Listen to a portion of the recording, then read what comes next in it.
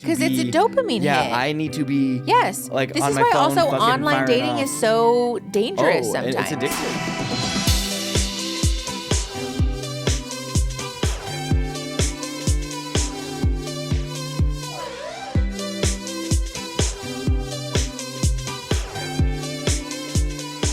Somebody on the last episode of the pod, maybe 2 episodes ago, said that we have the same socks. We have the same socks? You like and me, I have the same socks as somebody in our Discord server. They're Sauconys, right? Yep. The best socks. Mm-hmm. I didn't even think about it when they mentioned it, but they were talking about how the seams on them are like not annoying. Because they're up higher. Yeah, they're like up on your like toe knuckles instead of like where your toes touch your toe shoe. Knuckles. Yeah. Is that why we like the Sauconys so much? I think so. I didn't even think about it until now. But also I like because they're grippy in the middle of your foot. So it's like it like grips your arch and stuff. It feels like really comforting somehow. We have good foot health. Yeah, I'll tell you what. We have excellent taste in socks. Yeah. So shout out to everybody else who also wears Saucony socks. They're the best. They're actually pretty cheap on Amazon. I know, especially too. Very comfy. That's the part that always cracks me up about like Nike and Adidas and all that I stuff know. and Under Armour. Yeah. Because like the quality's fine. Like, it is good. Like you're getting mostly what you pay for. I feel like these are, and also like I will say the nice specific running ones though. Yes. Are like $20 a pair. And those are actually very nice. I do love those. I can't wear them. I like them a lot. My foot moves around too much in my shoe. Yeah, I think it's because I have probably a lower arch than you. You do have Flintstone feet. Just and for the so, yeah. But I have the opposite problem. Yeah, where my feet, your foot my feet looks like a sickle. Yeah, I don't know if that's much better either. I don't know who's better. Yeah, shout out to Saucony for the socks. Thanks. No, it's crazy. The top of my feet get red when I wear my Crocs. That's wild. When I wear my Crocs, my truly insane top part. Yeah, your feet are literally hook shaped. I'm a hook hang horror. You're hook horror. Hook. Is it hook hang? Hanged hook horror? Yeah, it's a hook horror. Oh, it's just hook horror? Not in TikTok. In TikTok. In D&D. Ooh, my brain has been rotted from the inside out. Is there anything you'd like to Oh my gosh. What? I forgot to bring our NeeDoh. Aw, man. Where's our NeeDoh? Most people know what they are, though. Does everyone know what a NeeDoh is? Because I need them. It's a NeeDoh Nice Cube. Oh my God, and it's nice? so good. My parents got me one for Christmas, and I am in love with it. Life-changing. It's and the so more good. you mess with them, the warmer they get. I wish I had one to demonstrate. I really thought I put it in the backpack, but I guess I didn't. Clearly not. But oh my God, I can't believe it's the best. We were in therapy. I'm obsessed with them. And I was pretty locked in. I was pretty aware, but I was just doing it. But we were talking about something serious, and I think you were tearing up a little bit too. But I kept feeling the NeeDoh like come back to each other, and so I was having to fight smiling a little bit because it's so satisfying. It was so. Maybe you're not allowed to have the NeeDoh the next time we have therapy. I'll have to sit with this fidget spinner. Yeah, but your boring fidget toys. Yeah, the NeeDoh Nice Cube is really nice though. Oh, so a sensory I really enjoy it, especially paradise. If you're somebody who likes to fidget with your hands, but you find fidget toys with one purpose kind of boring. Yeah. Because like that's how I feel about fidget spinners, because you can only do really like 1 or 2 things with them. Oh, it's very boring. And I end up like pulling them apart and like doing weird stuff with them. And also because they're not technically silent. They're not technically silent. I am like self-conscious about using it as like a therapist, So I like stress balls, but all the stress balls that I've had before are either not satisfying because they're made of foam or they explode. I had, we should tell that story. Tell that story. It's your story to tell. That's truly one of the most horrifying moments that's ever happened to me as a clinician. This was like during the height of quarantine. It was right in the middle, yeah. We had resituated the other spare bedroom. For like the 16th time. Yeah, to be like my office for like working from home and all of that stuff, and like done all this soundproofing and all this stuff. And so I had all of this stuff in my office, and I had also moved out of my in-person office at the time because we couldn't afford the rent on it. So I was like crowded in this room with all of my therapy stuff. Yeah. And I had this it looked like a warehouse. Yes, I had this huge box of fidget toys that used to be in my office, but obviously they had to come home with us because they had nowhere to go. And so I was playing with these little, I think they're also the NeeDoh brand, but they were like the fruits. And they have like white goop inside. They like their eyes go. Yes. They're made of this like really thin, like rubbery, silicone kind of material on the outside. And I was just squeezing, minding my own business, right? With just trying to like squeeze these little thingies. And as my client is talking, I squeezed the strawberry one a little bit too hard and it exploded, except that it exploded and made this terrible fart noise. Just like, and not just Did they like, hear you? Oh yeah, not just like a short fart noise either. It was like a wet, like floppy kind of noise as it exploded, and I was just like so caught off guard. I couldn't find words, so I'm holding this thing in my hand, and they can't see that that's what this is, so they think I just shit my pants while we're in session, and I went, oh my god, I'm so sorry. And my client looks at me and goes, hey, it's okay.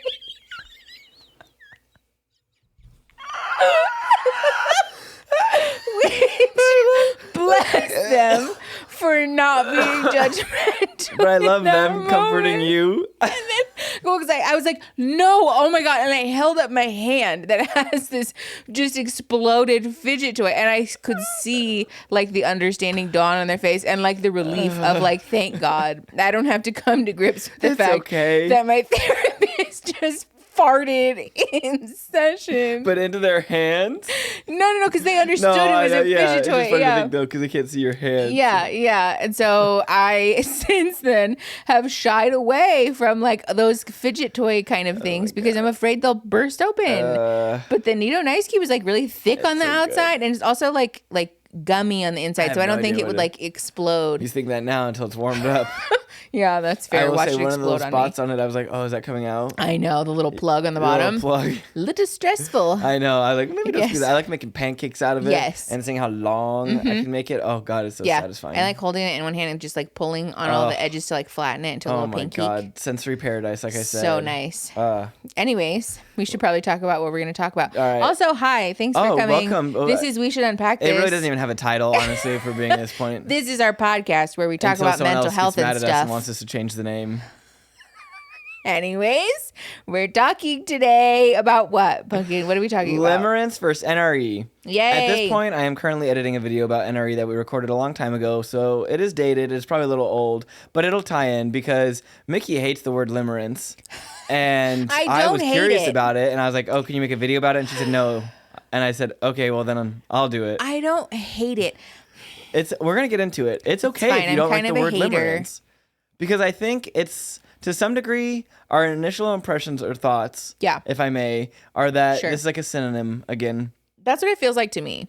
New relationship energy to me is just like another slang. Yeah. We'll link that episode up here. Somebody gave me a frame of reference, by the way. They were like, just for future ref, point towards the Trans People Belong Here poster. No, that's for main channel Silly Bobilly. Yeah. Oh, okay. Yeah, but the frame, yeah. So they were like, point towards that poster. That's where your eye will show up. So mine will. Yeah, it's like over here. There. But I'll put that video up here so you guys can watch that, because we're going to go sort of in depth about NRE in its own right, because it's a phrase that a lot of people use in like polyamorous and non-monogamous circles. And it makes sense. But anyway, so I found an article. Yeah. It's from brides.com, but they talked to Kate McKenzie, a psychosexual therapist and couples counselor. Nice. Do they list her credentials just out of curiosity? They said it's an acronym. She's certified by some acronym. Oh, okay. I don't know what acronym, but Scorn, S-Corp. Okay. I don't know. It's an acronym I'm not familiar with, but it had enough letters in it that I was like, this looks legit. Okay, great. So, are you fine to proceed with that? Yeah. Do you want to look her up real quick? Because I know you're a nosy son of a gun. Stop. I mean, you can call me a nosy bitch. That's fine. I know. You're going to look her up. Kate with a C or Mackenzie with a C? Both have C's. Kate. Mac. NZ. Got it. It's Kate McAnees? Or did I spell that wrong? Oh, It might be Kate McAnees. No, it's Kate McKenzie. Love coach. I'm going to tell you right now, I don't like the look of this website. That's fair, but doesn't discredit her. COSRT accredited sex and relationship therapist, love coach, and artist. I offer therapy coaching workshops. Blah, blah, blah. Okay, what is this? What is this acronym? This looks not as rancid as I was expecting. I did good research. Yeah, okay, I'm fine with that. Please continue. Please proceed. Okay, first, let's get some definitions. So let's do this first. Yeah. So NRE and limerence. Yeah. Is your opinion right now two different things, the same thing, synonyms basically to describe the same thing? Because my impression is everything is just like infatuation, but limerence is more than that. after Okay. I read the definitions. Okay. What are your initial thoughts? So I think NRE, limerence, infatuation all refer to the same thing, which in my opinion is just an unhealthy or like too fast of an attachment to someone. Okay. Or maybe like an unrealistic attachment to someone, Like right? how I date. Yeah. Yes. Yes. Yeah, I don't think that like limerence is just another word for NRE, and I don't think that like NRE is just another word for infatuation. I think it all refers to the same phenomenon. Yeah. And it just like the phenomenon is sort of like this nameless umbrella thing that we have all of these other terms Like to how kind all of cultures describe. have a term for love. Yeah. Yeah, exactly. Okay, excellent. Okay. Cool. All right, let's get into it. Okay, yeah. Okay. Please educate me. Because also I want to be clear, I don't necessarily know a lot about limerence. I've seen like a few TikToks and like seen it thrown around a few times just like in the general internet space, but I'm by no means an expert. So I know limerence expert. please info dump on me. A limer. Uh-huh. I tried and it didn't work. Okay, limerence. The state of being infatuated or obsessed with another person, typically experienced involuntarily and characterized by a strong desire for reciprocation of one's feelings, but not primarily for a sexual relationship. Okay. The sexual relationship part, I noticed across the different... So this is a definition I took from several different places. The sexual relationship part, you can take it or leave it. Sure. But yeah, so basically, infatuation. Okay. But the part It that stands seems out like- to me, involuntarily. Uh-huh. Well, it seems like what we're getting at here, because especially the discourse that I've seen around limerence, it seems like people use the word to describe a thing that feels like you're in love with someone, but that you're not actually in love with them. You're like in limerence with them. Yeah. Tracking so far? Yeah. Okay, cool. Excellent. Let's move on. Okay. New relationship energy refers to the excitement of a new intimate relationship. NRE can last a few weeks or a few years depending on the relationship. Signs of NRE include euphoria, infatuation, intense sexual chemistry, and spending lots of time with a new partner at the expense of other commitments. Sure. Okay. Which to me sounds pretty daggone similar. I'm just They saying. all sound pretty daggone similar. So my impression right now, before we get into anything else, is it's just the same thing Yeah. with a different flair. Limerence sounds more like NRE is more slangy to me. Yes. And also more Limerence sounds polyamory clinical. specific. Yeah. Do you think NRE exists within like monogamous relationships too? Or I feel like I think as people so. do, yeah.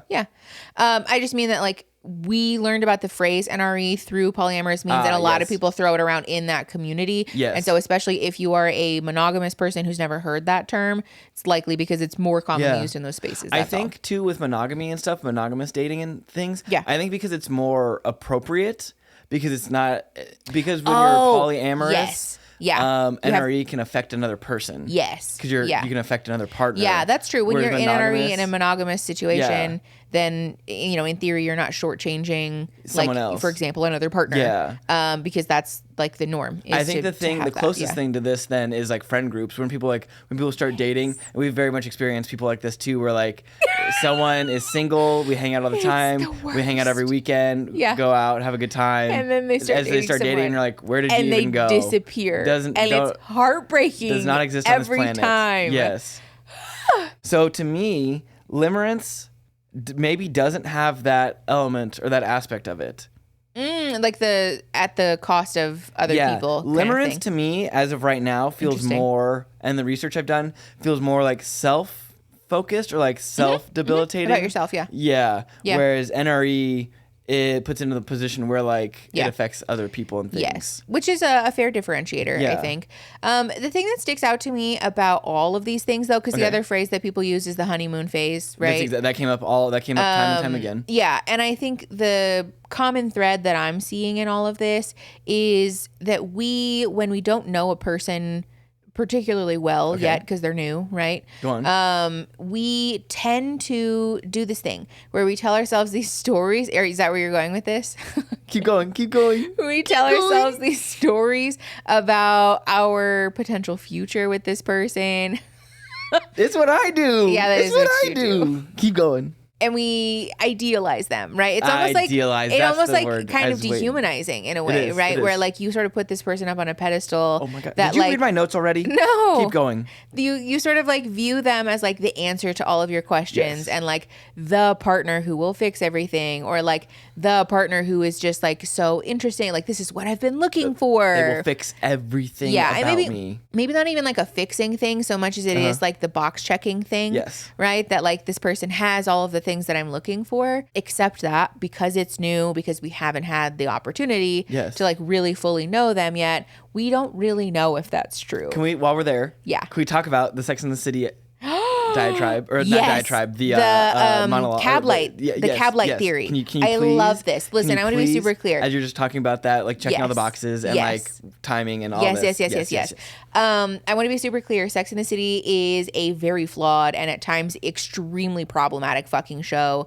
But also in the way that a lot of 90s television was. Exactly. It's homophobic. It's judgmental. It's racist. There's lots and lots of problems with the show, right? So I'm not endorsing the show as like learning piece of media by any means. Not. And also, there was a part of an episode that I think is an interesting commentary about relationships where the gang is they're all in the bathroom. They're chit-chatting about, like an ex. And I think the situation was like, why is he marrying her? Like, why is my ex marrying this new woman?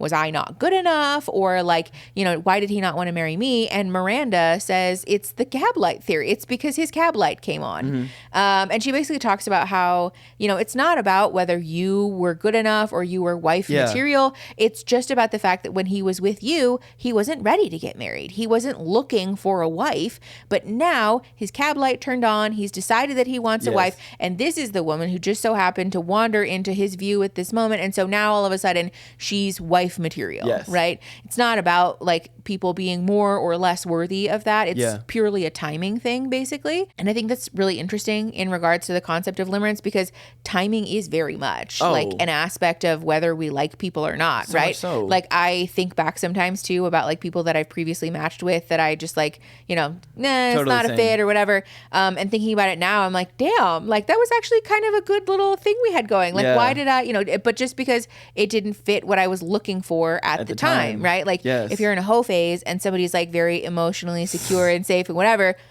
not that I'm speaking from experience, that you're like, that's not what I'm looking for, right? Like I'm looking for something else. And so you end up kind of cutting ties. And this seems kind of related to that. Yeah. I mean, is that like where you're going with it? No, absolutely. I think that's so, because I also think too, is there anything wrong with being inherently excited about new relationships? Like, and obsessing and fantasizing and like, of course not. So then like, when does it become a problem? So, or like it's such a problem that we would need phrasing and terminology for it. So like, why do we have this? This is the thing that's kind of interesting to me, and I think part of why I dislike the phrase a little bit, because limerence.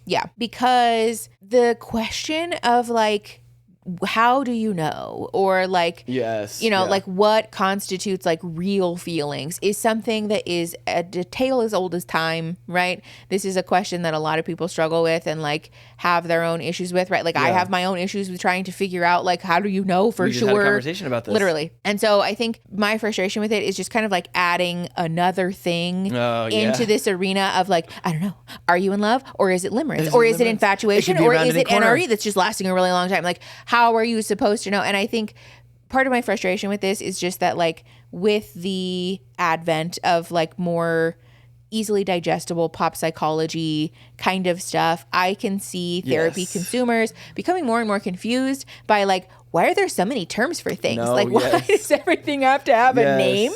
And like, is this real? How am I supposed to trust myself? And I think sometimes just we as a collective, as a culture, can kind of get lost in this search for like a term, like a vocabulary word, rather than doing the work, which like me as a clinician, I think it's more important to be looking inward and like asking ourselves, determining for ourselves, like investigating our thoughts, feelings, sensations, experiences to like really suss out like, where am I specifically, right? Not like, how does my experience line up with terms X, Y, Z, and 1, 2, 3, but like, this is what feels true to me. And so therefore I'm choosing to trust myself. I think my frustration with it is that it can kind of distance people a little bit from that like inner investigative creative work, it can. Yeah. And more so cause us to like look outward, almost like the thing that fundies do.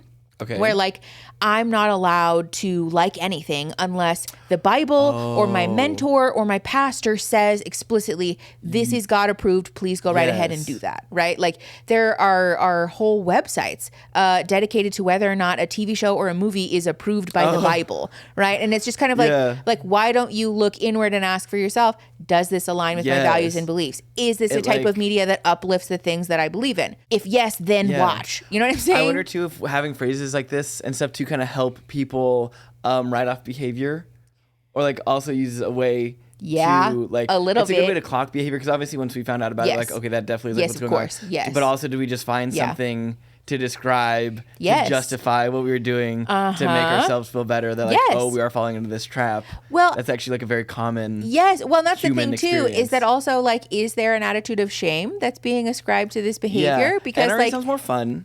Yes. Limerence sounds definitely more clinical so far in my. But also too, like I would be concerned about people using the phrase NRE or the phrase limerence to be like, you don't really love them, right? Or like what you're like, it kind of reminds me almost of the thing that parents do to teenagers where they're like, you're a kid. What do you know about you don't know anything about love? And like, why?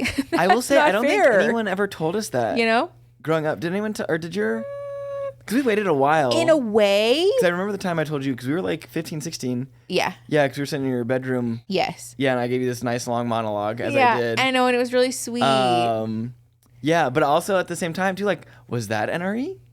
Like, we were still together. So, like, I mean, I definitely thought about you constantly. Yes, yeah. And like, I was obsessed with you. Yeah, but also, did I really love you, or did I just think that I loved you because I really wanted to be with you? Right. We were both like, and also because we were like in the middle of some pretty traumatizing. Yeah, our pieces fit together really well. Yes. So like, our dysfunction was like puzzle pieces for one another. Like, were we in love, or did we like grow to be in love? Yes, exactly. Do soulmates exist? No.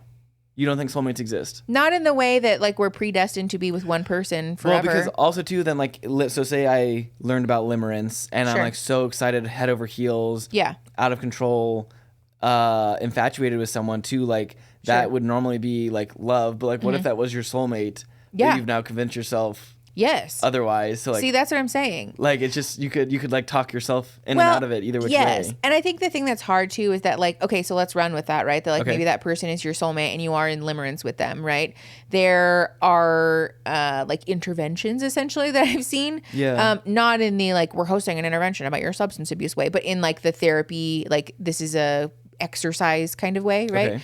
Okay. To help combat limerence, basically to mean that like if you notice yourself falling into limerence with a person, you can kind of like do things to help level set and to try to like snap you out of it, basically, so that you can form a real connection with this person for who they really are, rather than performing this fake connection based on like what you like your ideal version of them. Because I think too, the interesting part of that too, then as far as like soulmates go and all of that, then like does polyamory inherently go against soulmates then? Or are you searching for other, does that say, because also then too, does that go against hierarchical or like hierarchical and what's the opposite polyamory? of everyone being equal? Non-hierarchical polyamory. So then like if everyone's a soulmate? Well, okay, but that's kind of I feel like that's sort of a false equivalency though. Yeah. Because I don't believe in the concept of soulmates in the sense like in the literal Greek sense, right? Like explain please. The mythology behind the term soulmate. Yeah. Is it? Yeah, is that human beings in Greek mythology were created with 4 arms and 4 legs, but I think it was Zeus. Someone split them in half. Yeah, Zeus was like, they're too powerful, so he literally split us in half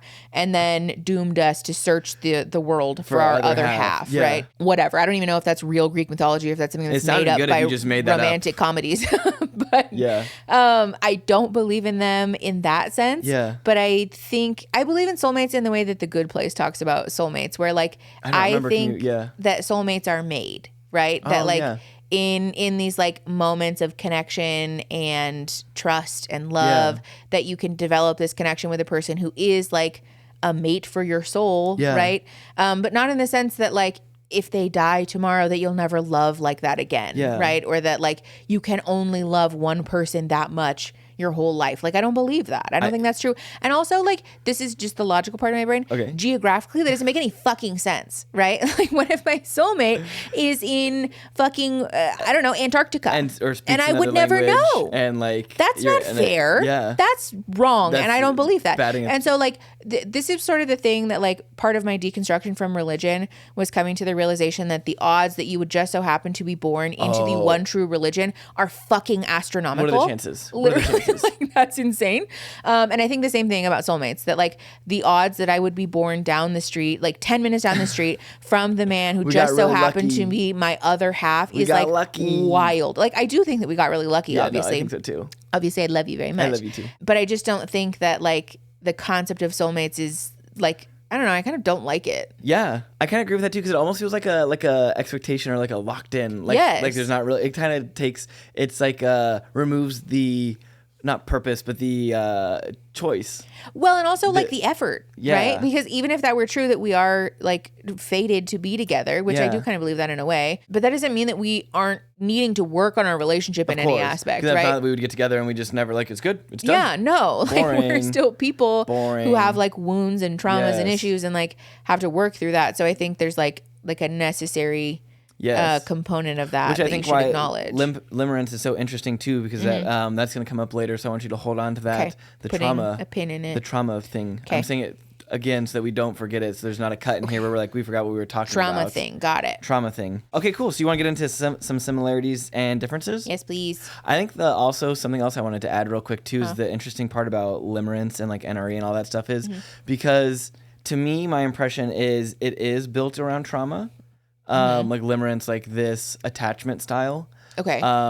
Like the thing where you bond with someone over your traumas. Bonding. Yes, very much. Also put a pin in that. Okay. Go on. Really quick. Those are different, to be clear. What? People, Explain. it's just a pet peeve of mine. People confuse trauma bonding and bonding over trauma, and they're not the same. Trauma bonding, can I guess? Bonding over trauma is when something's currently happening to you? The other way around. Trauma bonding is Trauma bonding is often what happens between a victim and a perpetrator of trauma, often through the vehicle of like the fawning trauma response. Okay. For example, the eldest emotional support daughter thing is often trauma bonded with either her mom or her dad or her primary caregiver. Even though she was being traumatized and abused by her parents by being parentified and by being used as a confidant and a peer, there is a trauma bond there that happens where they feel very like intrinsically connected with one another. But in that situation, the bond is happening between a perpetrator and the victim of trauma. Oh, okay, and that's trauma bonding. Yes. Got it. Okay. Bonding over trauma is when you like are experiencing. You meet somebody at a party and you start telling each other all of the graphic and gory details about your life traumas, and you bond over this because your traumas are the same, which can then accelerate the closeness of that relationship and create like this false intimacy between the two of you, where you don't actually know each other and you don't know actually that you're safe for each other. All you know is that you have the same traumas, and that can cause this like oversharing and over closeness that turns into like dangerous, like a comfortability that normally wouldn't be there. That's not safe or healthy. Yes. It's not a healthy attachment. Because it's an interesting thing to me is, I guess, because we've only really dated each other up until being polyamorous. Yes. Which is interesting to me that I would fall. Do you fall into this trap? I feel like you're the opposite, though. I feel like you don't experience limerence or NRE. Do you feel like you do? I definitely experience NRE, but in the sense of like this sounds fucked up. I experience NRE in the same way that I experience like a high when I'm like playing slot machines. No, I agree. I know what you're saying. It's like fun, and I want to keep pushing the button. Yeah. Like you want to keep like exploring. I want to continue swiping on dating apps, but also too, it's the thing because I have attachment issues. I welcome to the club. Hold people at arm's length. You do the opposite. Like we are two totally separate. I have to. This is why we said earlier, our trauma issues were like perfect puzzle pieces for one another. Because I hold people at arm's length because I don't trust anybody, and you trust people too fast and will tell them way too much. Love to share with people. Not anymore, but I did used to. That's not true. I am much more closed off now than I used to be. But not in a negative way. I don't think. I think in you're just like safe way. Yeah, you're more like you're still an open person. I think. So. Whereas I sort of am the opposite of that. Yeah. Which is so interesting to me. But then it's interesting to me, I guess, well, that would explain then too why I maybe do experience NRE or limerence. I haven't decided yet. Yeah. More so than you do because I am more forthcoming, perhaps. Yeah. with information. I think like Yeah. idealizing and pedestalizing people definitely for me is like Yeah. or has been. I think that's also part of the problem is that I am forever a pessimist. Oh, and I'm very much an and like constantly waiting for the other shoe to drop, Yeah. right? And so it's hard for me to idealize or put someone on a pedestal because I, in the back of my mind, am like, there is a fatal flaw here. Yes. There is something bad. This person will hurt me either intentionally or unintentionally. And like, I don't trust that. Yeah. I don't trust that Don't want at any part of all. that. You I gotta am protect yourself. waiting for you to pull back the curtain and to Yeah. reveal some like deep, dark, ugly secret that's going to be Yes. like the nuclear button Something for our that's not gonna relationship. work. Yeah. So it's hard for me to like get into that idealizing mindset. Okay, perfect. I think that's a great segue into similarities Okay. between limerence and love. Perfect. Okay, cool. Okay. All right. So these are similarities between limerence and love. You are drawn to a certain person and have a real attraction for one another and obsessively think about the other person. Okay. That's a similarity between love and limerence and limerence. Limerence and limerence. It's because you started saying it the opposite and I got distracted. Love and limerence. Yeah. Limerence and love. Stop. Okay, so these are similarities. Do you want me to read it again or you got it? No, I got it. Okay. Okay, here's another one. Okay. It can happen with anyone at any time and even with the most implausible people. Hold on, I put this in parentheses. Falling in love like this always makes me think about the soulmates. Oh, we already had that conversation. Oh, okay, Ignore great. that. Dash that from the notes. Yeah, just very much like, because they talk about love and limerence, like can happen to anybody at any time. Yeah. But I think we obviously hit on all the points where it's like. Well, and also, I don't know that I agree with that. I don't think I do either. That's with Because- anyone? I could never. And like this is going to turn into a deeply philosophical and really esoteric conversation So let really it happen. quickly. However, I think even the concept of love, the idea that that can happen to anyone at any time kind of a thing, like I don't know that I believe that because there are people who could be a great fit for someone, right? Like I think that all the logically, time. like this has happened to me, right? Same. That like I had a connection with a person who on paper, it was gravy. Like Oh, it everything made is so perfect. much sense. Yeah. And this was like like a connection that I was like, I should fucking like this more, Yeah. but I don't. And no like matter what there's you just do. something, I don't know what it is. Even now, I still don't understand why or what it was, but had there a was similar. something about it that was just not a fucking fit. And Yeah. I could not get past this point of like just general agreeableness with this person. Well- and like, I don't know. I think like the conversation about like, what is love really? Like, Yeah. how do you know? Right? No, like, genuinely. there's not really empirical data about how to know for sure that love is actually love and not something like limerence or NRE, right? Other than I Yeah. guess like that relationship lasting the test of time. But even that could be kind of like a falsity, right? It's sort of Yeah. a falsehood. And so like, I think this idea of like, love and limerence and all of this like happening to anybody at any time, like could it though, or is it all just like cab light theory? Is it No, all just about literally, what you yes. want and what you're looking for, and so we Yes. see what we want reflected in the people that And just so put it- happen to be in front of us? Like I don't know, like the human brain is complex, but also sometimes it's really fucking stupid. And you also, know? I think limerence will get into this later a little Okay. bit too, or will help shine some light on that too. But I always think that too because, like, honestly, I feel like this is another way to like try and put a definition around love, like Yes. try and define it, Yes. or describe it, Which and, is like, impossible. You just simply can't. Yes. Because also too, I think it's so like I've found myself like super infatuated with people before Mm-hmm. and like head over heels. But then like I think it just goes to show how important pet peeves are or how strong and powerful pet peeves are. Sure.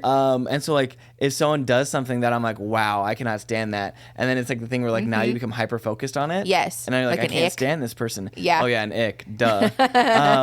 Yeah, but like I feel like that like this is that in reverse. Yes. Where like Yeah. like in an ick you can't see anything past. Yes, you can't get stop past that thinking barrier about now. it. But Yeah. like otherwise, like with limerence, like you could like fuck everything else. Yeah. And I'll get into it really more is of that that kind of later. in reverse. That's so Yeah. interesting. Okay, now let's Hold get on, really quick. Yeah. Just as an aside, I feel like this is also such an interesting commentary about how Okay. our brain hyperfixates on things, Oh. just because they happen to have our attention, right? Like in the last episode, we talked about the car thing. Of course, that like always. our brains, when they're primed to They want see patterns so something, badly. yeah, they'll find things, right? Yeah. So like the example I always give my clients is that if you have like a dream car or you're looking to buy a new car, you start doing research about it, you Yeah. start looking it up, you look And at now pictures of it, everyone and then every time you leave your fucking house, fucking you has see one. that car everywhere, and it's Yes. not actually that there's more of them. It's just that your brain has primed you to notice them, Yeah. right? And so like with this conversation about love and limerence and all of this stuff, like is it really a feasible expectation that we can quantify the difference between something like love or limerence, because our brain just hyperfixates on the thing, or fixates anyways on the things that we, again, are like looking for and that we're seeing reflected back to us because it's a box checking item for us. Well, like, also too, I don't know. Dopamine, serotonin, whatever the like the happy receptors are, like that we get from watching movies and consuming media and stuff. Like you're just having a little rom-com in your head. Yes. You know? Yes. We all do that, right? Yes, like I've talked to my clients before about how, I think like you do it, yeah. Oh yeah, I mean, I absolutely do. Well, and like the grief that we experience when, we interview for a new job, or we see a house on Zillow that we're like, oh my god, maybe I could afford that. Yes, right? and you like picture. You start telling yourself this story. Our first Christmas in this house. We could afford we'll it finally this get to go way. on that vacation once I get this job and this pay raise, and maybe I'll finally meet good coworkers who I can be friends, and we can have dinner parties. If I can just do this one thing, and then you don't get the job. Yes, and you almost have to grieve this whole life that you lived in your imagination, right? And like that's like a very real thing that we as human beings do. And so like, I don't know, does it make sense to try to quantify that in regards to relationships and try to like put a name on it, or is that just the thing that we do? Science bitch talk, you know? I don't know. I think I have like a resistance to it because like we do that about lots of things, right? And like that's not necessarily bad. Yeah. And that grieving is no less valid than grieving over something that did actually happen IRL. It's just like a different experience that your brain had, right? And so like, I don't know. I think I just kind of am resistant to the idea of being like, that's limerence, not love, not real, moving on. Like, why? Because it also feels, to people who are experiencing that, like very infantilizing, like what our parents would do, like the conversation we had earlier, where it's like, you're not actually, you should really keep an eye on that. Like, also, like how do you know? Also though, like, and we're going to get into this later with red flags and stuff too, obviously, of course. Also, to be clear, my science bitch comment was from an episode of It's Always Sunny in Philadelphia. When he's describing why evolution versus creationism. And he's like, has science been wrong? Bitch. Just to be clear, I do of course believe in science, and just don't want to be like, or the thing I was calling you a science bitch. That's fine. If you want to call me a science bitch, I'm fine with that. Bitch. Yeah, like Kelly Kapoor, the business bitch. Perfect, great ref. Okay, you ready to get into some differences? Yes. Wow, I structured this outline so good. You are good so for you. welcome. Honestly, thanks you for that. Thanks for joining me today on my podcast. Not all men with mics are evil. I'm a great guest. Oh, it was so disappointing the other day. What? We were sitting in our house with the windows open, and our very sweet, kind neighbor was listening to Joe Rogan.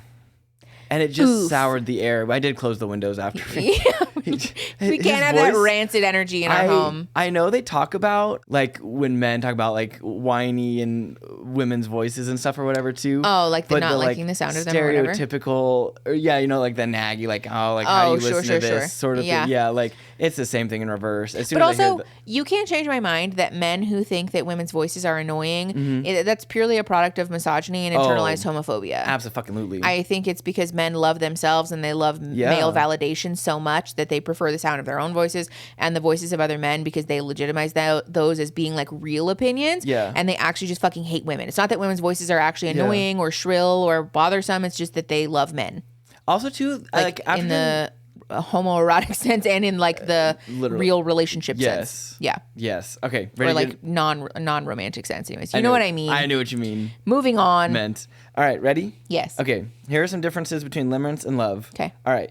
You think the person will complete you and that person will fix you, often confused with trauma bonding when someone in a relationship is seeking to be saved by another. That's not what fucking trauma bonding is. And confused with trauma bonding. Okay, well, explain the... we did explain... That's what I'm saying. Yes. That shit fucking irritates me. Like, why should I take your word about what... Not you, this person. Why should I take their word about what limerence is when you just said that trauma... Like, that's not what trauma bonding is, ma'am. I love saying things that'll get I'm just saying... Like, I'm not trying to invalidate this person. I'm sure that they're a lovely and valued professional. This was not a quote, too. I did paraphrase this. Sure. Okay, fair. I think what they were trying to get at was like confusing the person, like the fixer with the broken. Yes. And like, I get the like theme of what they're saying. I just am a nitpicky asshole. No, that's totally fair. We love it. All of us. I think I speak for all of us when I say that's what we come here for. I like to think that I'm judgmental about the things that matter. You want them whether they're good for you or not. A good relationship should help each individual grow and not come at the sacrifice of one or more of the partners. Sure. The idealization of a partner. Okay. Sure. So those are differences.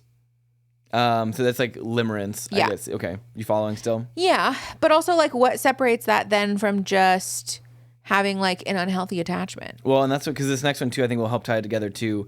Ignoring a bunch of red flags and neglecting your own needs and priorities for the other person. Yeah. Is that not just, like, classic attachment issues? Okay. The last one being afraid of genuine connection may be a reason a person is more susceptible to limerence due to past relationships and dating experiences. Does that make more sense? I think I missed one of the operative verbs in there, and so that sentence sounded like gobbledygook for me for a sec. That's fair. I know. Yeah, that's one of those things where your brain just like smooths right over top of some of the operative words, and you're like, huh? What a smooth brain thing to do. Yeah. No, go on. Okay. I am tracking with this a little bit more now, in the sense that it seems like what they're describing is the sort of like, I think that I'm in love, but actually I'm just obsessed with the idea of them thing. Yeah. I still am not sold on the concept of limerence as a specific and like the phrase that's coming to mind is like legally distinct entity. Well, yeah, it sounds like almost something you'd see in the DSM.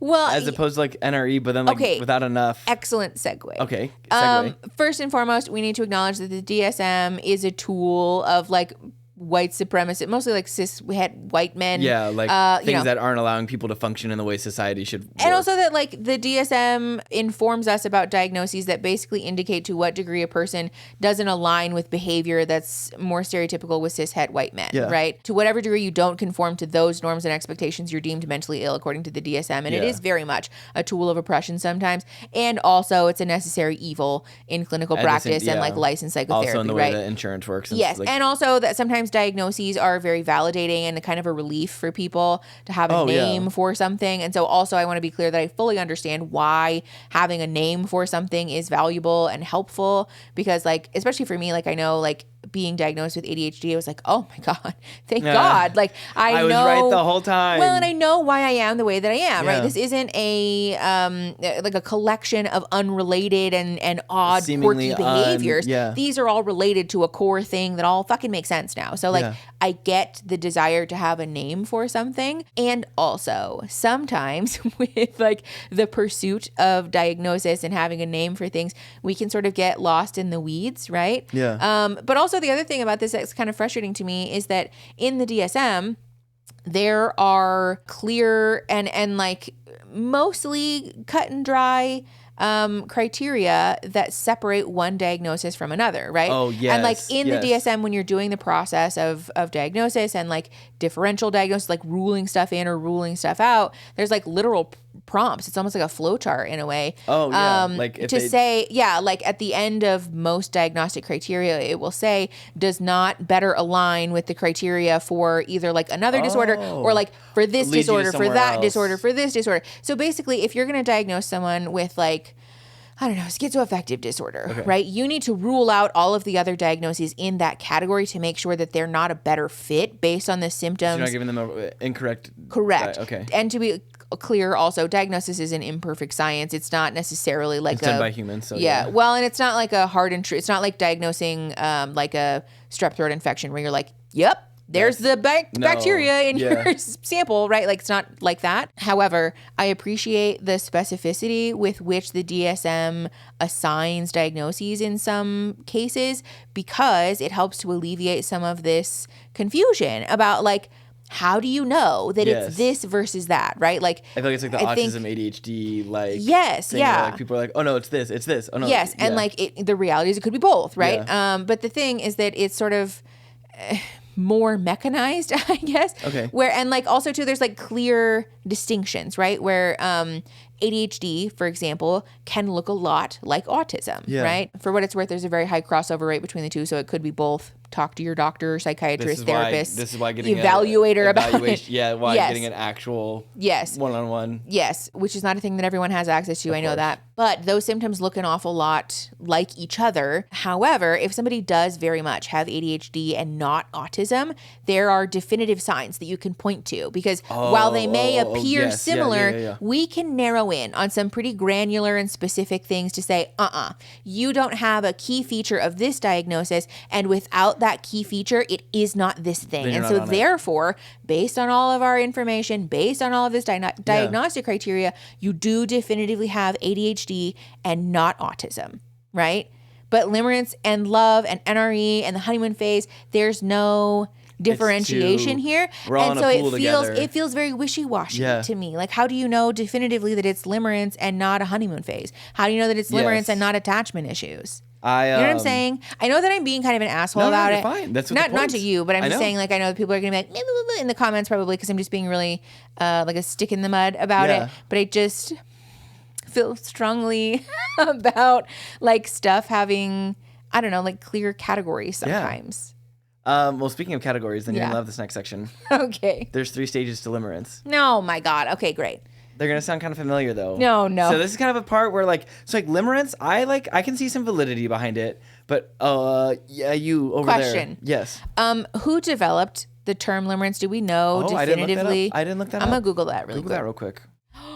In the 1970s? Oh, really? Is that longer or? That's a long time.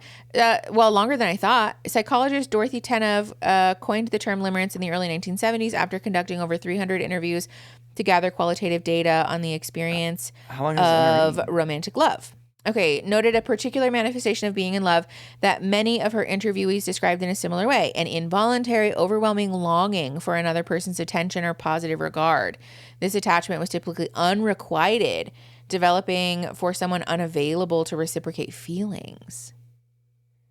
Interesting. Unable to reciprocate feelings? Yes. So say that last part again. I was trying to look up when NRE was first used. Probably more recently. That's what I was thinking too, yeah. Than limerence. So say that last part again? Okay. Tenov noted a particular manifestation of being in love that many of her interviewees described in a similar way. An involuntary, overwhelming longing for another person's attention or positive regard. This attachment was typically unrequited, developing for someone unavailable to reciprocate feelings. Perfect. Keep it right there. Okay. Keep it right there. Okay, now you ready to get into the stages of limerence? Yes. I think this is where it helped become more of a real thing. Okay. Or like a thing I could like more... I will say that also helped just then. Grasp. Is it because you were reading it and I wasn't reading it to you possibly? Actually, no, the unobtainable part is the key. That's different. And I didn't get that information until the end of this article. Anyways, hang on there. Please continue. Continuing. Stages of limerence. Blah, blah, blah, blah, blah. Yes, you know, the word sometimes. Yeah. Stage 1, infatuation. Okay. Unobtainable people can become more alluring and is characterized by an uncontrollable and overwhelming desire for someone. Okay. So that's stage 1. Mm-hmm. So basically, the unrequited love thing. Yeah, and also like I kind of get that. Like I understand like this. Yeah. Also too when it's people you absolutely cannot be in a relationship with, it further you idealize deepens. them more. The other thing that comes to mind about this though is actually a TikTok that I saw from Therapy Jeff. Okay. You remember Therapy Jeff? Of course I know Therapy Jeff. Okay. But he made a TikTok responding to somebody's comment about how they were just infatuated with this barista that they met at a local coffee shop. They were like talking about like how beautiful she was and her hair and all this stuff. And Jeff was like, yeah, it seems like you're talking about this person almost as though she's like an idea and not a person. Yeah. And like idealizing all of this stuff about her when actually like, you know, basically nothing about her. Right. It's a lot more fun when you don't know anything. Well, and it kind of seems like that. Almost like I can see the idea. Yes, I can see the idea of limerence making sense in regards to like, I can't get this person off my mind, right? Like I met this barista one time, but I'm obsessed with her. So like, is it love at first sight? Or like, actually maybe it's limerence though. Maybe this is your brain sort of like going ham because like you have no reason to love this person. It's not like a person that you're just falling for too fast, but more so like a person that you have no good goddamn reason to be in love with them, but you feel like you are. In my worst dating experiences, it is when I am at my most bored. So relatable. When I am busy and like firing on all my cylinders and like don't have time to obsess and to hyperfixate and to focus on like new shiny object thing, then that is when I am able to do my best. Yes. But if I am bored, have too much free time, am lacking stimulation, or like, you know, things to be doing. Things to balance you, to like ground you. Yeah, because there are plenty others, but talking to multiple people at the same time is such a high and such a rush. And this is a conversation I had in therapy though, and like then when that goes away, then you go into withdrawal. Almost. Yes. And like you're like, I need to be, because it's a dopamine hit. I need to be like this on is my why phone also online dating off. is so dangerous sometimes. It's addictive. Yeah, it absolutely can well, be. and it's also like very dehumanizing, right? Of Like course. you basically turn it into a slot machine. Yeah. You know? Trying to collect all the pieces. Yeah. Yeah. It's really shitty and it's really fucked up. Also, have you noticed that when you date less people at one time, that you find those connections to be more like serious and long lasting? Because I've noticed this about myself. I mean, I think that makes sense. Yeah, like if I do the thing where I've like swiped a bunch and then end up with like 4 or 5 matches all at once and you're in the talking phase with that many people all at once, then like usually nothing comes of that. But if I'm like swiping until I find like one match and then I'm done for a few months or like a little while, I find those connections to be more like, I don't know, like grounded, I guess. Yeah, and I think too, because at least for me, like, at least I'll get on, check for a little bit. Sure. And if like no one strikes me or like strikes me as like, because I'm also really a picky bitch. Same. That's your then God-given, I'm like, right? okay, like I don't need these on my phone because I will obsess. Really? Yeah. I leave them on my phone all the time, but I think it's because I have poor object permanence. I have I'll really good. see stuff that's and not my just experience. it's like doesn't exist to me. That's probably so nice and so debilitating at the same time. Oh yeah, because imagine having poor object permanence about your quarterly taxes.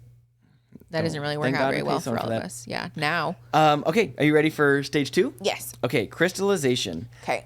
Beginning to believe that the person you desire will be the solution to all of your problems and decide that they are flawless, ideal, and place them on a pedestal. Okay. See, now we're getting. Okay. I think it took us a little while to get there. Yes. This I'm tracking with this more. I'm here for this. This kind of makes more sense. Okay. So then, no questions or any thoughts on that? I don't think I have any questions. The phrase crystallization is really interesting to me. I like. Yeah. Because it does. Pretty. Well, it paints an interesting visual in the sense of like the way that like minerals crystallize, right? How it Annie inside the rock. Yeah. I'm picturing like a quartz cluster where like it starts from this small place and then all of a sudden there's like all these tendrils. It is almost like infectious in a way. Yeah, it is. Like how it seems like this could be like a really heady experience, being like very overwhelmed by this. Yeah. Speaking of overwhelm, are you ready for the last one? Yes. Deterioration. The feeling of loss over the realization that this person is in fact unobtainable and feeling the grief and disappointment of losing this dream partner. I put the dream partner. Yeah. I wrote that part. That was for flavor. Excellent editorializing. I love that. And I think that really is like, I definitely get that. Yeah. Like, or it's like that thing, if it is someone that you can possibly be in a relationship and they do something to you that like, again, like the pet peeve things we touched on earlier. Yes. And now you're like, oh my God, like this is a real person. Like this is not the person. You're not acting in the way that I had placed you in my head. And so now I'm mad at you. Yes. Yeah, go on. Wait, I think this also is starting to click more because I feel like this happens to me a lot. Go on. Both in dating and on the internet where people feel like they know you, except that they only know this small part of you. A little window, yeah. Yeah, and then they form this whole view and this vision and this identity of you that isn't actually you. It's not actually yours. But as soon as you start to behave in a way that's contrary to their fantasy of you, then all of a sudden I've hurt you somehow, right? Like I've deeply disappointed you or let you down, even though you have no indication that I am all of the things that you say that I am. And so now you're mad at me. It feels like a slight against. I have somehow wounded you and you're angry at me because I didn't live up to this fantastical expectation that you have in your mind. And so I feel like that's like clicking. That makes more sense now. Yeah. All right. And then I think my final afterthoughts, or not afterthoughts, Kate's, I should say. Okay. Is this she was a doctor or? Yes. I did it again. Macanese. Did you autocorrect this computer?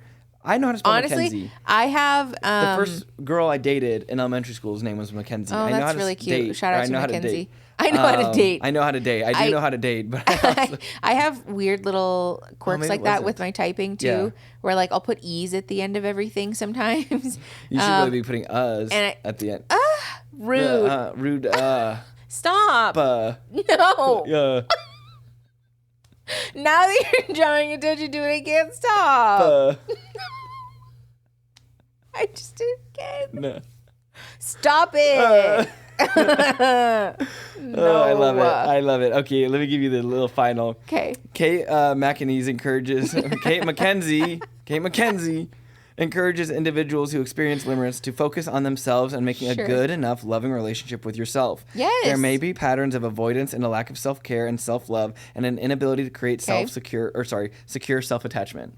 Oh, interesting. Which I think is like good general advice for Well, okay, yeah. And I think just to sort of double back to being a hating ass, I do think I don't that think you ever left. ultimately the phenomenon, regardless of what you call it, the phenomenon of over attaching to somebody prematurely is usually related to a lack of secure attachment in childhood or a lack of attachment to yourself.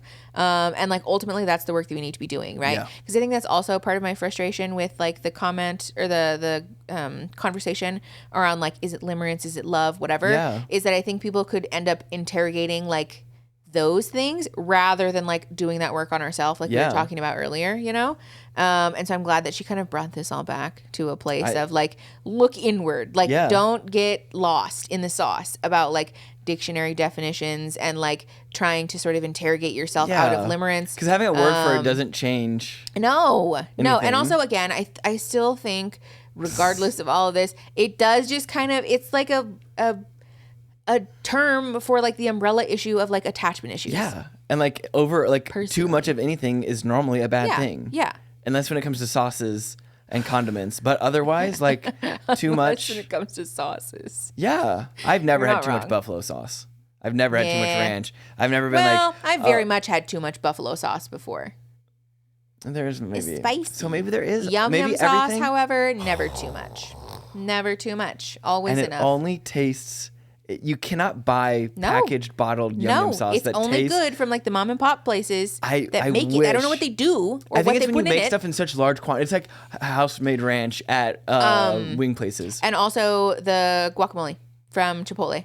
Because they make it in a big vat and it's huge. And also they make it with like big rock salt. It's so good. And also all the ingredients are actually very fresh. Yeah, it helps. God. Have you ever told the story about what happened to you at Chipotle? What happened to me at Chipotle? Yeah, when you quit. I think I have. Oh, we'll leave it be. I think I've talked about that. Leave it be for now. But anyways, how did we get on food? Because my manager threw me under the bus, basically. Yeah, fuck that manager. Yeah, that guy sucked. But yeah, I think limerence is like, it's not like not a real thing.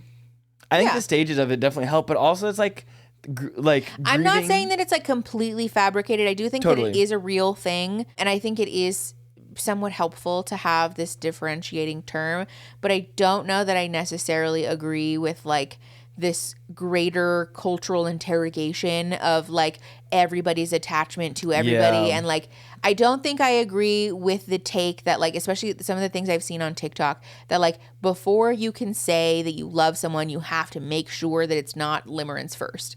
I don't like that. Because also, I don't want there to be like, all right, here's the committee to see if you're actually in love. It feels like the same thing our parents did to us. There's no oversight committee. Also, if someone wants to be in love for 5 fucking minutes, let them be in love for 5 minutes and let them deal with that grief. Like, go off, be hurt. That's the part of being a human. Yes. I think there's also just like a value and a strength in embracing that human emotions are messy and complicated and sometimes difficult to quantify. And that in a way, that's sort of like the beauty of it all. Yeah. You know, like it's a unifying feature. That like our humanity is sort of intrinsically messy and embrace the mess. Yeah, it's kind of like a lot. It's overwhelming and beautiful and awful and terrible and fun, and you know I think that's like part of the beauty of it all. Also, I just wanted to say when I was researching this, I did see there's an episode of Multi-Amory.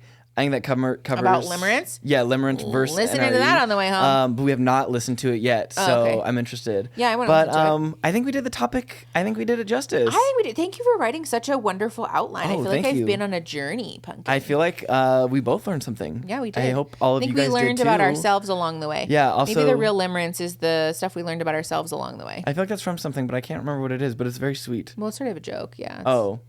Well, it's about the journey. I can't tell if you're trolling me right now or not. All right. You want to get us out of here? Yes. Thank you guys for watching. If you enjoy the episodes, you can always like the videos and subscribe to the channel. But you can also leave us 5-star reviews on whatever podcast medium you're listening to. Because it does help us a lot. And come hang out with us tomorrow. Friday live stream. I don't know what we'll be streaming when this goes up.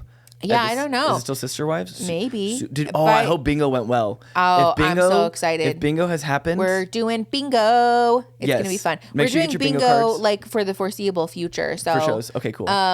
If you guys want to play bingo with me live, then come hang out because it's going to be a really fun time. Love it. All right. Cool. Thank you for coming, and we will see you guys for the next one. Bye.